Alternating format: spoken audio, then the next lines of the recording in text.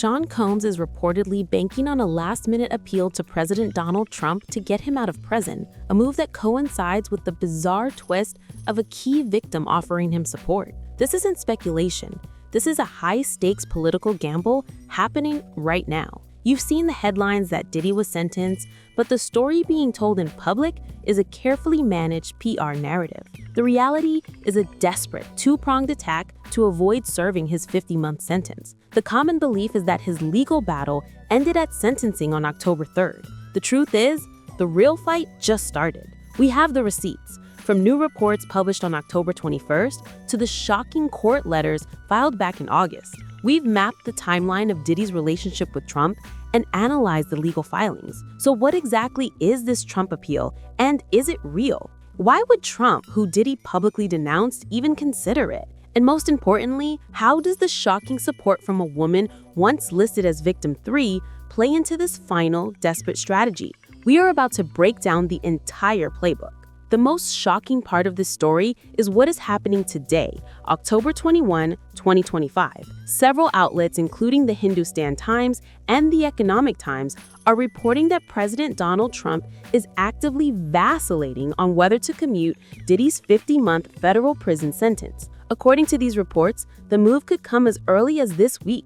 This isn't a long-shot rumor. It's an active consideration. A White House source reportedly told TMZ that while some staff are urging the president not to intervene, the final decision rests with him. This confirms that Diddy's legal team has successfully opened a direct channel to the White House, bypassing the traditional clemency process. This political maneuver follows President Trump's own public confirmation on October 6, 2025.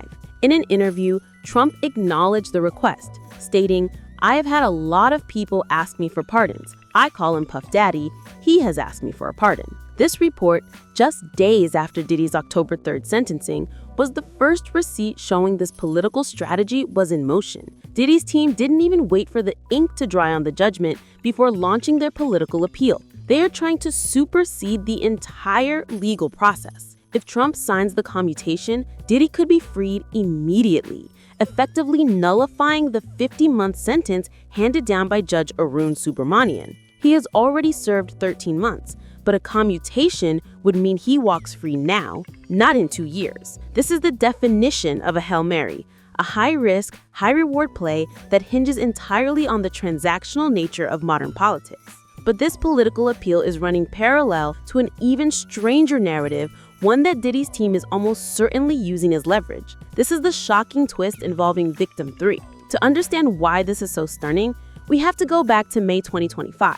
As prosecutors were building their case, a key witness known only as victim 3 suddenly went missing. Prosecutors informed the court they could no longer reach her or her attorney. This was a significant blow, as her testimony was expected to be explosive. She was identified in the indictment as a former girlfriend who allegedly endured years of abuse. Then on August 3rd, 2025, just before his bail hearing, the missing victim reappeared with a bombshell. People Got Calm reported that victim 3 submitted a letter to the judge, this time identifying herself by her real name, Diddy's ex-girlfriend, Gina Huynh. But the letter wasn't a plea for justice. It was a letter of support for Sean Combs. In the filing, Huynh asked the judge to grant Combs bond, stating she did not believe he was a danger to the public and calling him a committed family man who has not been violent in many years. She wrote that, "I believe it is important for the court to have a full picture of who he is beyond the allegations." This was a stunning reversal from a woman who was a core part of the prosecution's case. She went from a missing victim to a character witness for the defense. This letter was a calculated move. While the judge ultimately denied Diddy's bail, citing his history of domestic violence, the letter served a different purpose. It fractures the narrative. It gives Diddy's team a powerful PR tool. They can now argue that the prosecution's own witnesses are recanting. This letter is almost certainly a key exhibit in their appeal to the White House. It allows them to frame the conviction as a miscarriage of justice, arguing that the case was weaker than presented and that a key victim now publicly supports him. This twist is the exact kind of reasonable doubt ammunition a political team needs to lobby for a commutation. It's messy, it's confusing, and the perfect cover for a political favor. So why would Trump even entertain this? This brings us to the bad blood, the public betrayals, and the cold, hard reality of transactional politics. Diddy and Trump have a history, but it's not a good one. While they were friendly in the 2000s, their relationship soured when Trump entered politics. In 2020, Diddy very publicly endorsed Joe Biden. He didn't just disagree with Trump. He went on the record telling radio host Charlemagne the God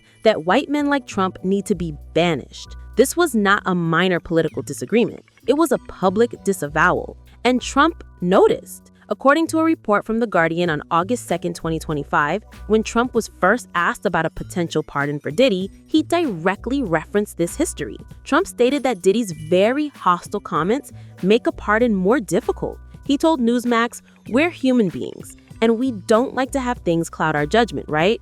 But when you knew someone and you were fine, and then you run for office, and he made some terrible statements. So I don't know, it makes it more difficult to do." So if the relationship is toxic, why is a commutation even on the table? The answer is that Trump has a long history of using high-profile pardons and commutations to send a message. As reported by WCNC on October 7, 2025, Trump has largely cast aside the traditional Justice Department process for clemency, replacing it with his own transactional approach to governance. He has pardoned political allies, reality TV stars, and other controversial figures. A commutation for Diddy would be the ultimate power move. It would demonstrate his absolute authority, generate massive media attention, and potentially be framed as an act of mercy for a prominent Black figure, a demographic Trump has been actively courting. Diddy knows this. They're betting on Trump's desire to be the ultimate dealmaker and perhaps his desire to show forgiveness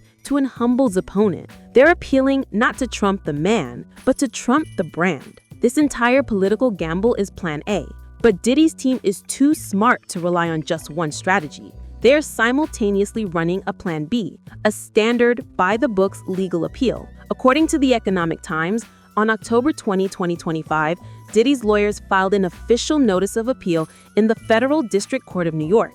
This action formally challenges his conviction and the 50-month sentence. His defense team is expected to argue that the Mann Act, a century-old law used to convict him for transporting individuals across state lines for prostitution, was misapplied in his case. This two-pronged attack is a classic legal crisis management strategy. The political appeal is the high-speed, high-risk play for immediate freedom. The legal appeal is the slow, grinding traditional path that could take years to resolve. By pursuing both, Diddy's team keeps the pressure on from every angle. If the commutation fails this week, they simply pivot all their resources to the legal appeal. This also serves a PR function. It tells the public that Diddy is not just begging for a handout from a politician, he is also fighting to prove his innocence in the court of law. It's an attempt to maintain a sliver of legitimacy while simultaneously pulling every political lever he has.